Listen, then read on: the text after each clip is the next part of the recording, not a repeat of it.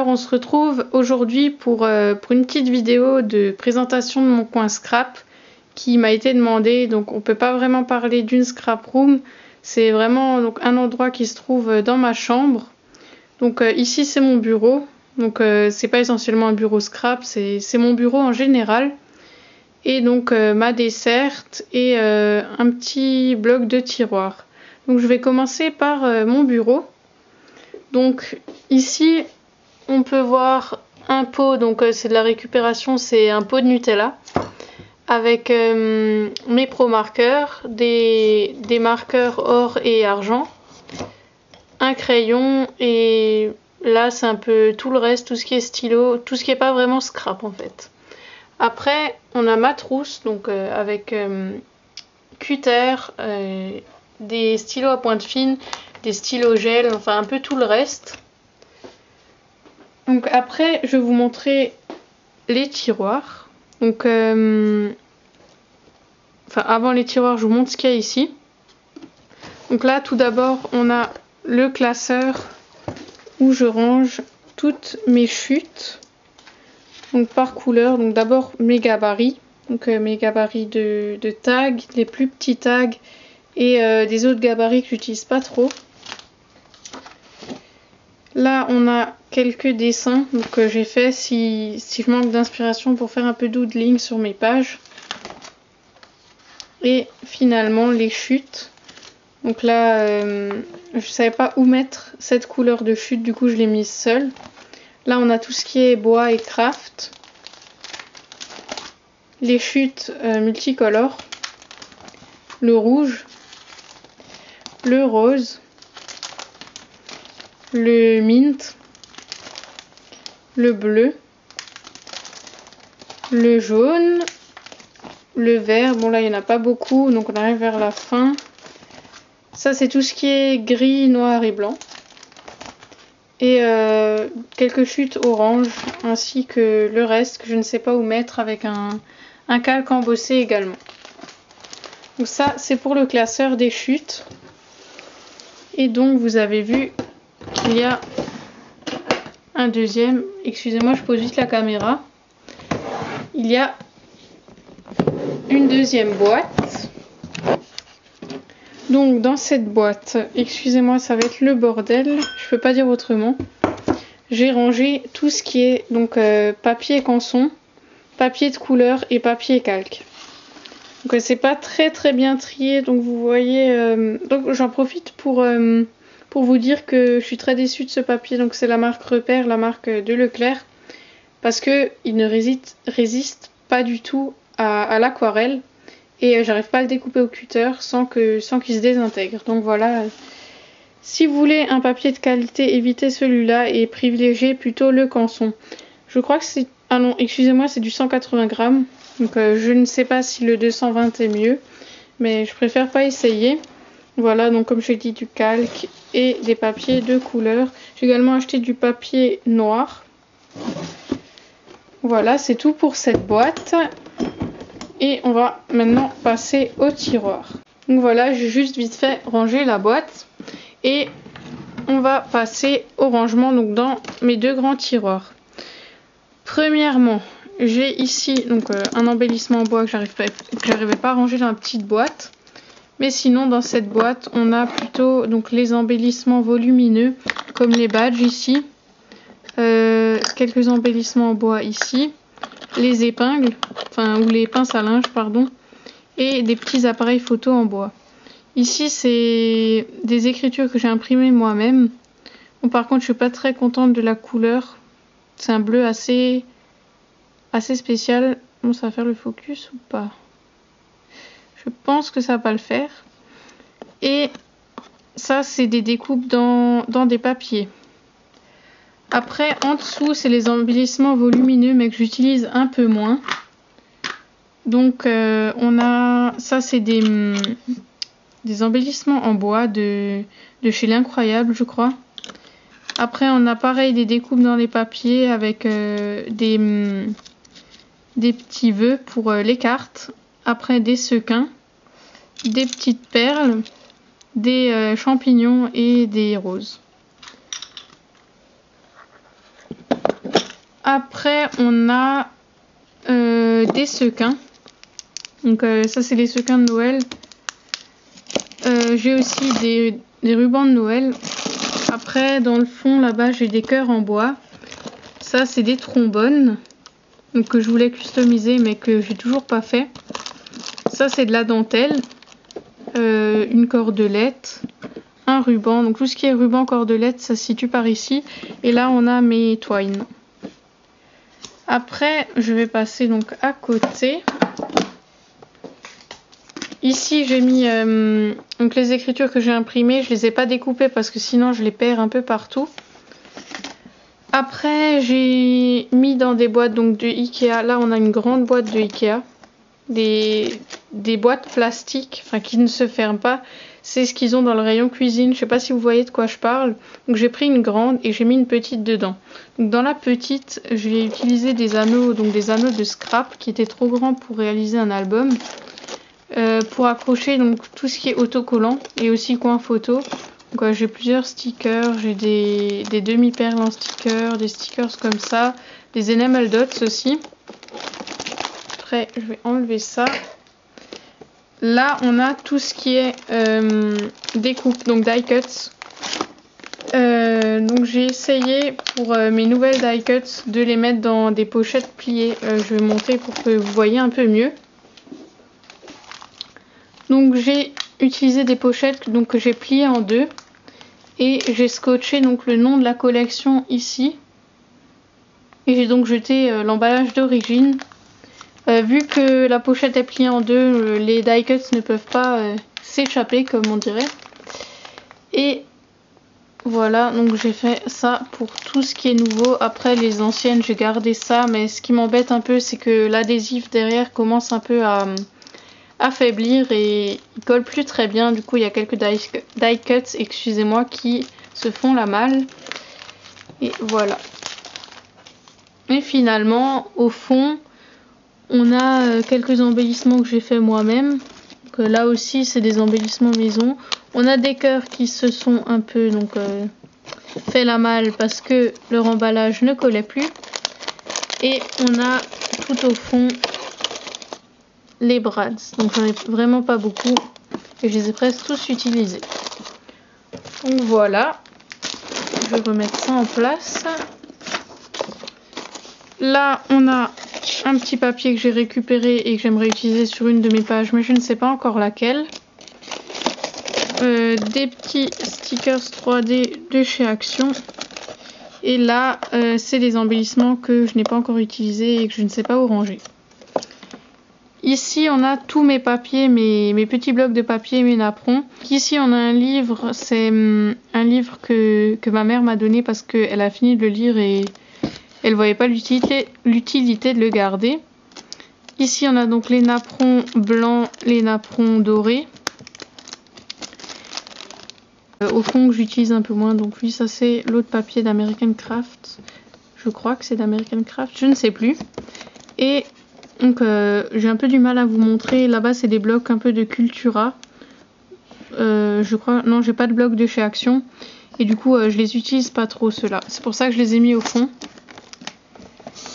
Donc maintenant, on va voir mon deuxième tiroir. Donc là, c'est un peu le foutoir parce que j'avais pas envie de garder la grande boîte où il y avait mes acryliques. Du coup, je les ai mis là dans le coin. Ici, on a mon encre de Chine, les pastels à l'huile, tout ce qui est enveloppe et base de cartes. Mais personnellement, j'utilise pas les bases de cartes. Après, ça, c'est le tapis de coupe pour la silhouette. Ici, on a tous mes pinceaux. Dans cette boîte, qu'est-ce qu'il y a dans cette boîte? Donc des rubans, voilà, encore des rubans.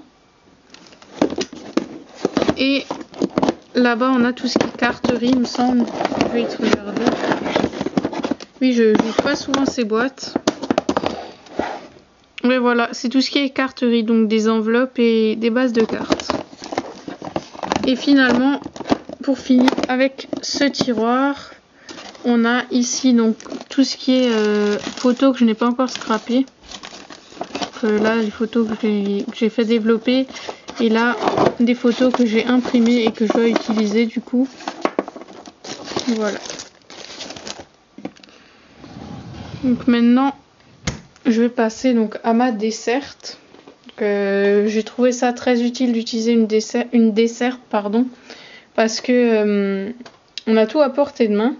Et ça m'embêtait toujours de courir un peu partout, même dans mon coin scrap, là, de devoir me lever de ma chaise et devoir chercher des autres trucs un peu partout. Du coup, ça, c'était le bon compromis. Et donc, en haut, sur le premier étage, on va trouver les encreurs. Donc là, c'est les encreurs Airwarts, donc les ombrés. Là, une Distress, donc là, la Memento noire et la Versamark. Après, pour les tampons qui sont là, donc c'est nouveau les boîtes plastiques d'Ikea. On a donc les tampons bois devant, un tampon à roulettes, un tampon individuel, le bloc acrylique, donc mon seul bloc acrylique. Après, j'ai mis les pochoirs. Les tampons de fond, donc j'en ai un petit et un grand. Après, on a les deux alphabets. Après, j'ai 3 sets de tampons Keziart. Donc, je les mets ensemble parce que je trouve que Keziart a un style assez particulier et que je pouvais pas le classer dans écriture ou dans image tout court. Donc, je les ai mises là. Et après, on a tout ce qui est grand tampon. Donc, pas écriture, mais dessin. Là, des roses, des cadres. Là, on a juste donc les écritures pour les cartes. Et tout au fond, il y a des planches de tampons que je n'utilise pas très souvent. Du coup, c'est pour ça que je les ai mises là. Après, on a les encres. Donc là, j'ai mis les encres de ID Swap. Ça, je ne sais pas pourquoi c'est là. C'est censé être ici. Là, j'ai mis les encres de ID Swap. Après, on a les encres Easing qui sont là. Ici aussi. Et on a des encres en spray de Keziart. Après, j'ai mes petites Distress. J'ai des petites mousses pour se maquiller, donc que j'utilise pour les Distress. J'ai un bloc de pigment Easing blanc. Encore des petites mousses. Ma drawing gum et mes gélatos. J'ai aussi mon stylo d'embossage. Après, ici, donc, excusez-moi un peu du bordel, c'est mes pochettes donc que j'utilise pour la patouille, mes néocolores et mes aquarelles. Et ici donc pinceau et pot pour l'eau. Ensuite, on va passer au deuxième étage. Donc sur le deuxième étage, on a le fameux papier dont je ne connais pas le nom. Oui, donc c'est en anglais, tissue paper. Donc oui, donc tissue paper, du papier tissu. Je sais pas si c'est comme ça que ça se traduit en français. Ma modeling paste ou pâte à structure, mes scotch double face avec du relief, mon gel médium, mon gesso et les lingettes bébé pour essuyer les tampons. Ensuite, dans ce nouvelle boîte Ikea, oui, j'ai dévalisé Ikea avec leur boîte parce que je les trouve super utiles. On a d'abord les embellissements que je n'ai pas encore utilisés, soit que j'ai fait moi-même ou des chipboards que je n'arrive que je ne sais pas où ranger parce que c'est impossible de le remettre sur le carton. Du coup, je les garde ici en attendant d'être utilisés. Après, on a la poudre d'embossage, donc la blanche qui est ici et la dorée qui est ici, avec la perforatrice d'angle, donc pour arrondir les angles. Là-dedans, j'ai tout ce qui est tag et œillet.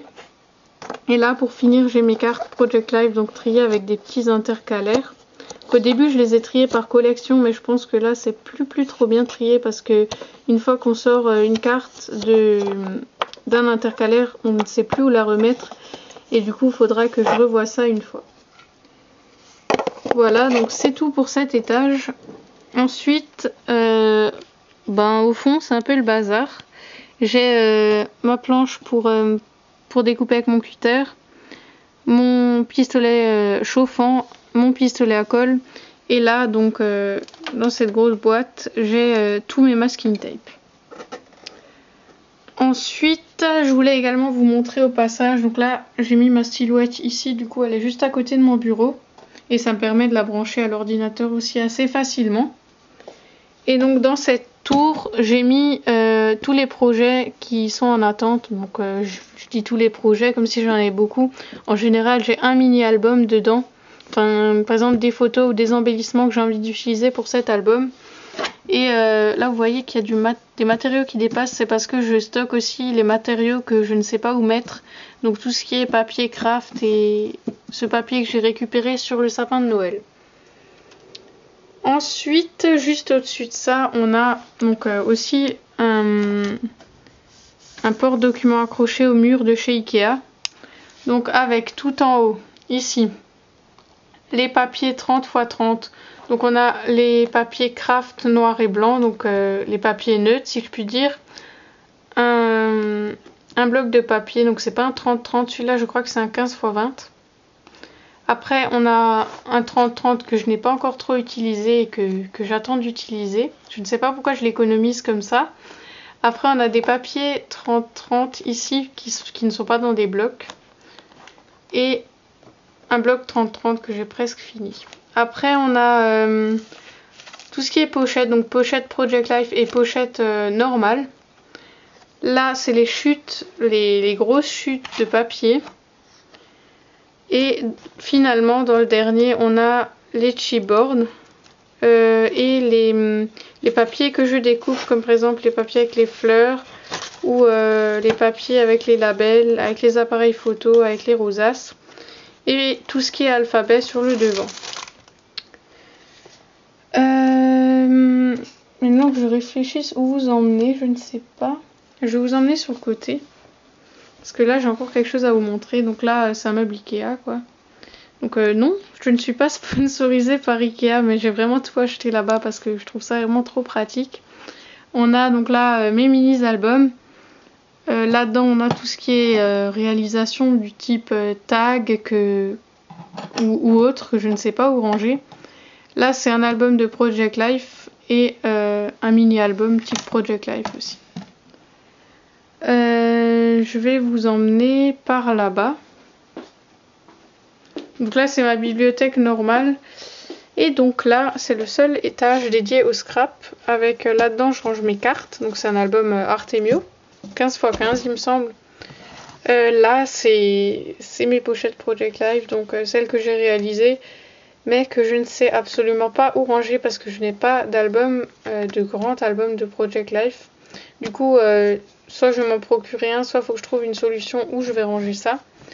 Et ce qui est censé être là aussi, c'est mon album. Mon album avec les pages 30-30 que j'ai réalisées. Voilà, donc petite parenthèse, ça c'est la première page que j'ai réalisée. Donc voilà, ma première page de tous les temps. Donc m'en voulez pas trop si c'est un peu bizarre, un peu moche. Après donc il y a les autres pages que j'ai réalisées. Trier dans l'ordre bien sûr avec la plus récente donc devant et la plus vieille ici. Voilà. Donc je crois que c'est tout pour ma scrap room, enfin ou mon coin scrap comme vous voulez. J'espère donc que cette vidéo vous aura plu et qu'elle n'aura pas duré trop longtemps non plus. J'ai essayé de faire au plus vite parce que les vidéos comme ça je sais que ça s'éternise et que au bout d'un moment ça peut devenir long. Donc je vous dis à bientôt, peut-être à la semaine prochaine. Et merci encore à tous ceux qui me suivent et gros bisous à vous, à la semaine prochaine.